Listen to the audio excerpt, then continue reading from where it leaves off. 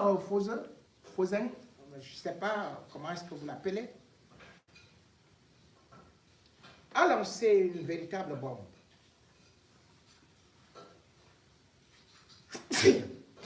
Pardon. Une bombe qui peut avoir plusieurs interprétations. Beaucoup peuvent le prendre comme un simple con.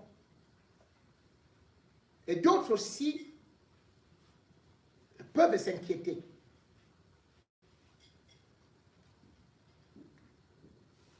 Ce monsieur, par ses déclarations, a parfois été plus au ridicule. Formé à l'université de Yaoundé, puis parti au Maroc, et avant de continuer dans un pays ou américain ou européen, il a un long parcours. Pour souvent nous faire des démonstrations parfois un peu idiotiques, parfois aussi vraies, scientifiques.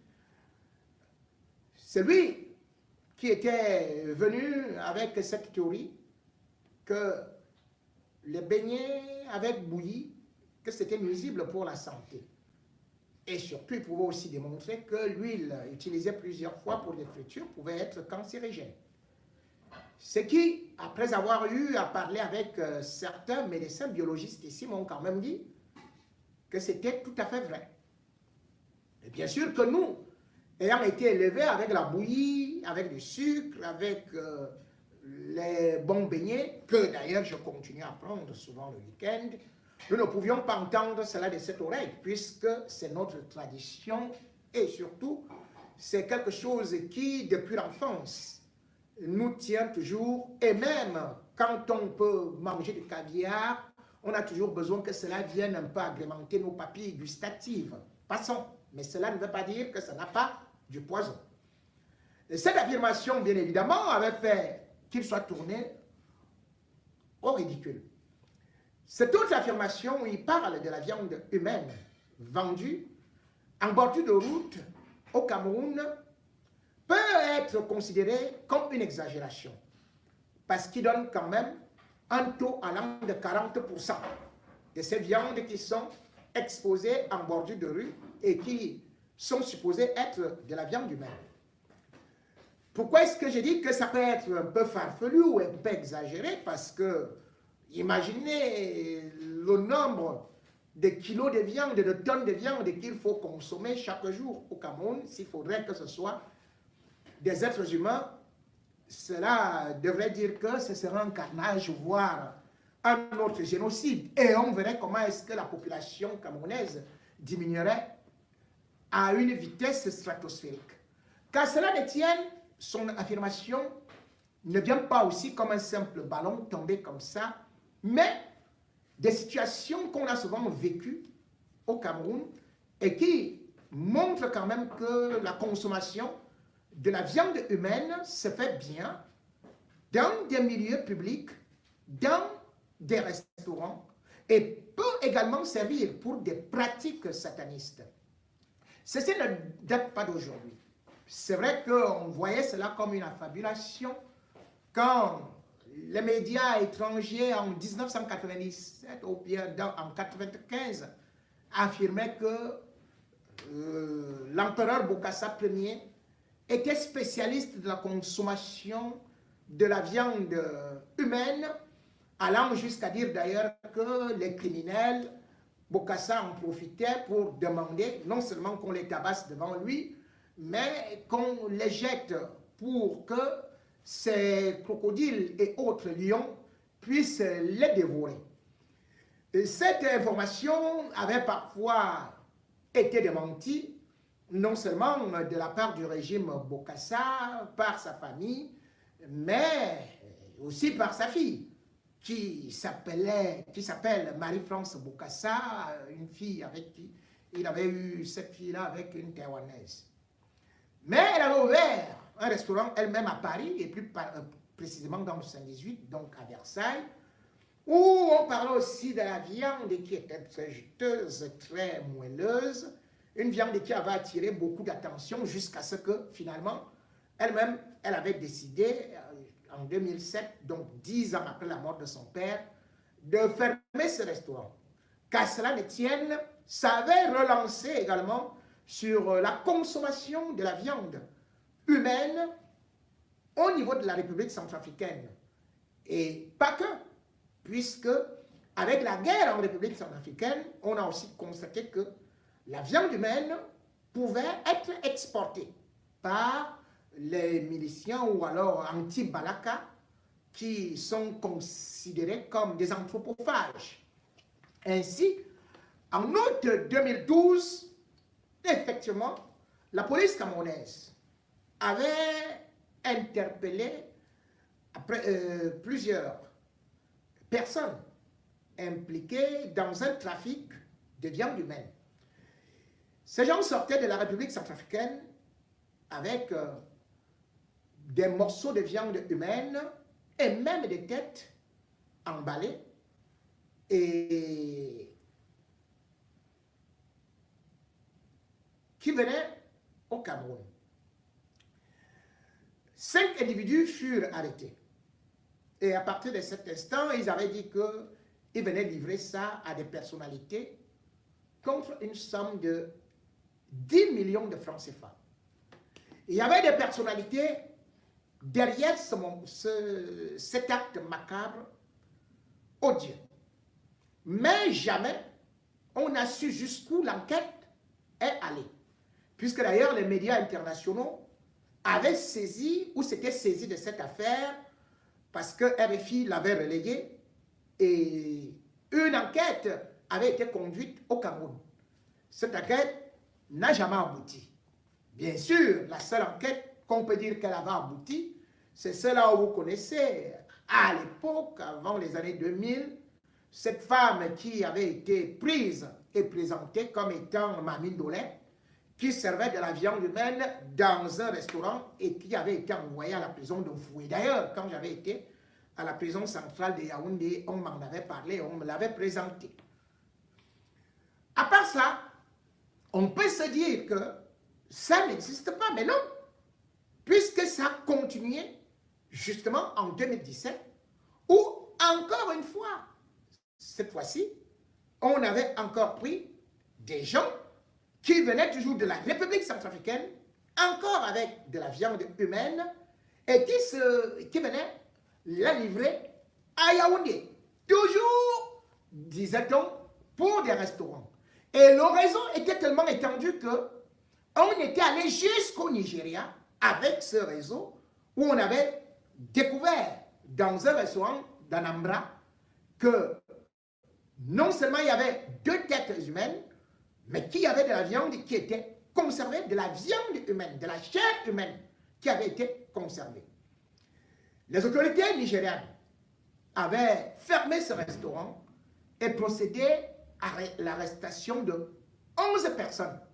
Mais le réseau, côté camerounais, on n'en a pas entendu parler.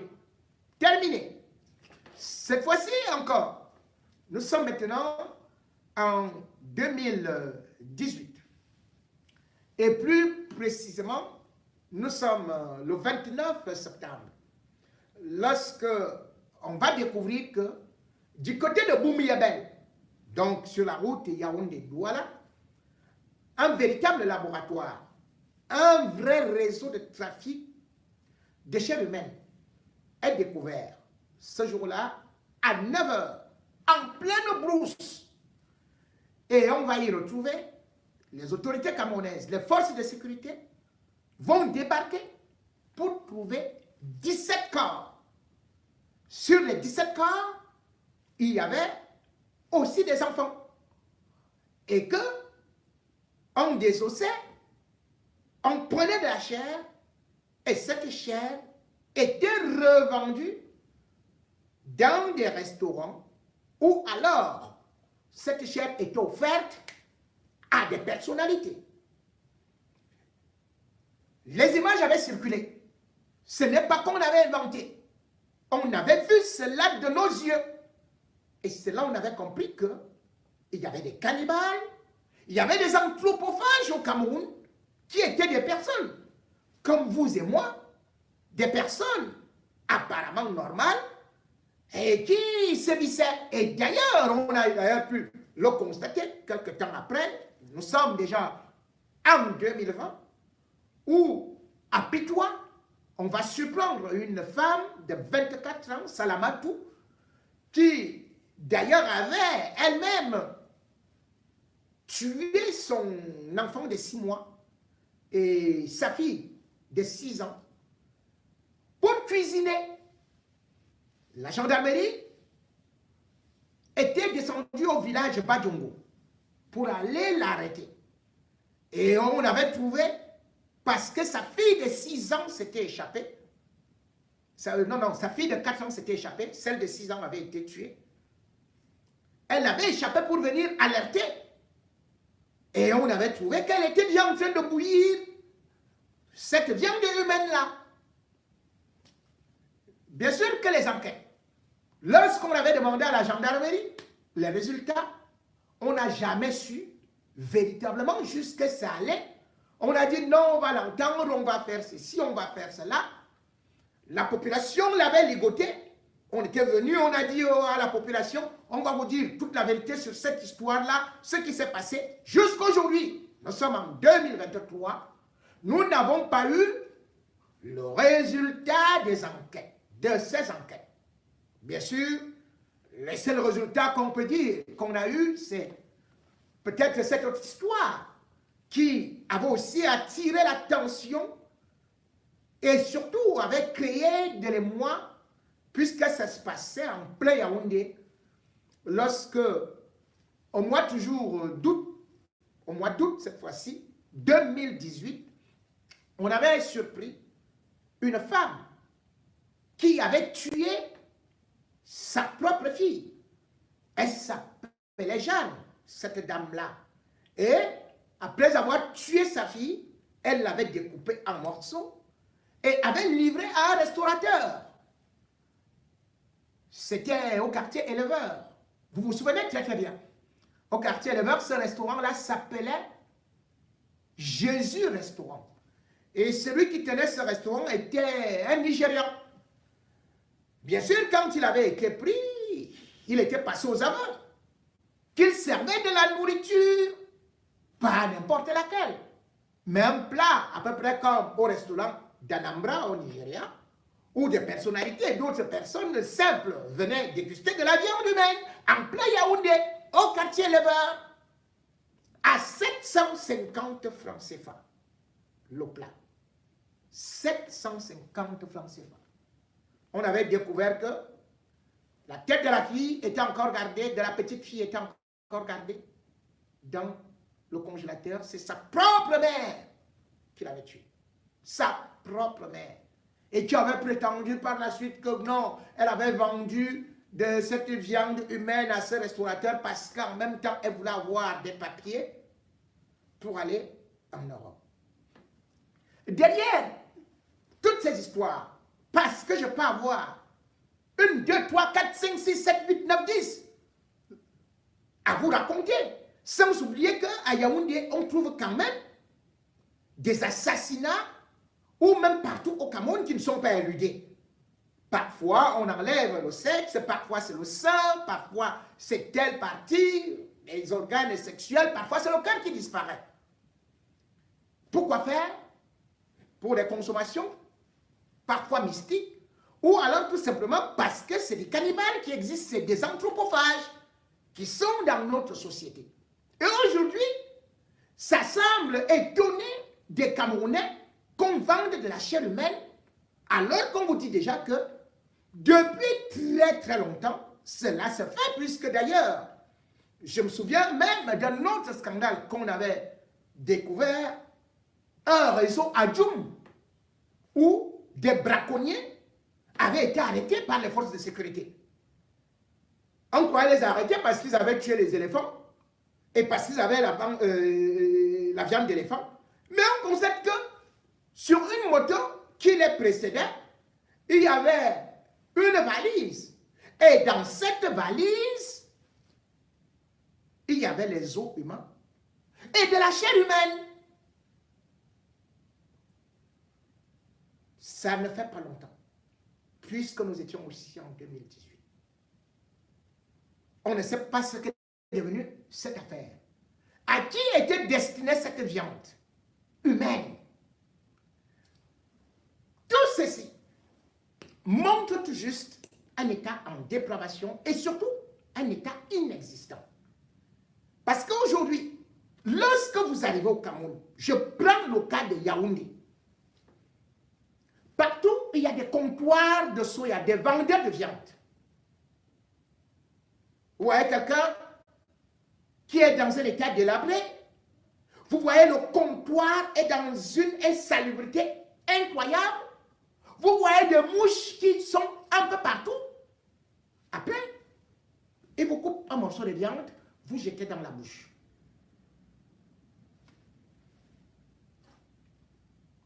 Connaissez-vous l'origine de cette viande? Où l'a-t-il acheté? L'État du Cameroun a un ministère. Ministère de la pêche et des industries animales.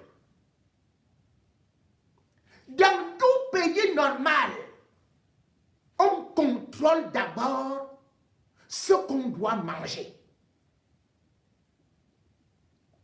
À quel moment avez-vous vu sur nos marchés une viande estampillée, certifiée, alors que le ministère des pêches et des industries animales a le devoir de contrôler, d'estampiller et de certifier la viande?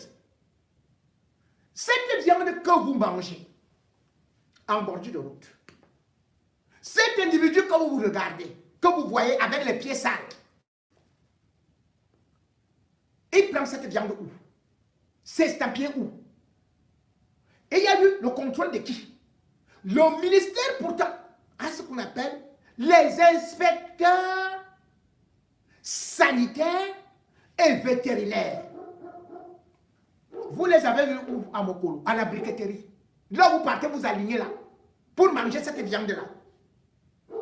Vous savez que cette viande a quelle qualité? Est-ce qu'elle a été contrôlée? Elle a été élevée dans quelles conditions? Et puis, elle a été conservée comment? C'est déjà l'endroit où on vous vend, sur une vieille table, où les mouches viennent se poser. Les mêmes mouches qui sont dans des poubelles vont se poser sur les urines, sur les caca, sur ceci et cela, reviennent. Supposons même que ce ne soit pas de la viande humaine, que ce soit même une simple viande. Cela, elle est impropre à la consommation. Il n'est pas interdit de faire des soya.